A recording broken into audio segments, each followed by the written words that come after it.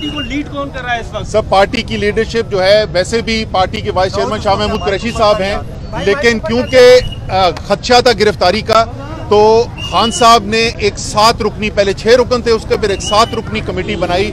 उस कमेटी की सरबराही जो है वो भी शाह महमूद कुरैशी साहब कर रहे हैं। तो इस वक्त पार्टी के जो फैसले उन्हें डायरेक्शन देनी है वो इसी कमेटी ने, जिसकी सदारत शाह महमूद कुरैशी साहब कर रहे हैं, उसने कर दी।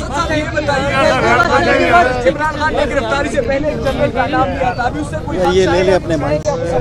देखिए, उन्होंने अपने खदशात जो हैं उनका खुल के इजहार किया है, और मेरे ख्याल में अगर कानून के तकाजे पूरे करने हैं तो खान साहब के जो खदशात हैं उनके ऊपर भी तहकीकात होनी चाहिए। बातें की जा रही है कि खान साहब को पिंडी में, रावलपिंडी नैब का जो ऑफिस है वहाँ रखा गया, फिर रात को पता चला यहाँ। आपको क्या खदशात हैं, उनको कहाँ रखा गया? देखिए, तभी तो मैं मुतालबा कर रहा हूँ कि हमें खान साहब तक रसाई दी जाए।